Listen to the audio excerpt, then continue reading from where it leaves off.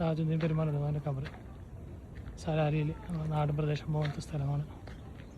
ഒരു പഴയ കാലത്ത് വന്നപ്പോൾ ഒരു 5-8 കൊല്ലം മുന്നേ വന്നപ്പോൾ നല്ലൊരു മക്കാമും ഒരു കെട്ടിടമൊക്കെ ഉണ്ടായിരുന്നു, പള്ളിയും ഒക്കെ ഉണ്ടായിരുന്നു. ഇപ്പോൾ അതൊന്നും കാണുന്നില്ല, പിന്നെ പൊളിച്ച് മാറ്റിയിട്ടില്ല.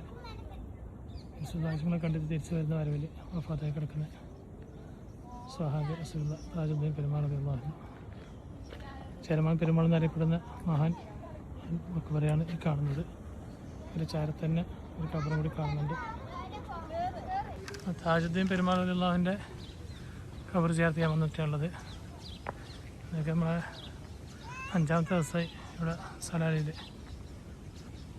നമ്മുടെ നാട്ടിൽ നിന്ന് വന്ന ചേരമാൻ പെരുമാൾ എന്ന രാജാവ് ഹബീബായ റസൂലുള്ളാഹിയെ കണ്ട് തിരിച്ചു വരുമ്പോൾ വഫാത്തായ സ്ഥലമാണ്. സ്വഹാബിയാണ് താജുദ്ദീൻ പെരുമാൾ റളിയല്ലാഹു സ്വഹാബി റസൂലുള്ളാഹി സ്വല്ലല്ലാഹു അലൈഹി വസല്ലം കണ്ടു വന്ന അതേ ചരത്തന്നെ ഒരു വാഹനം കൂടിയുണ്ട് കിടക്കുന്നു.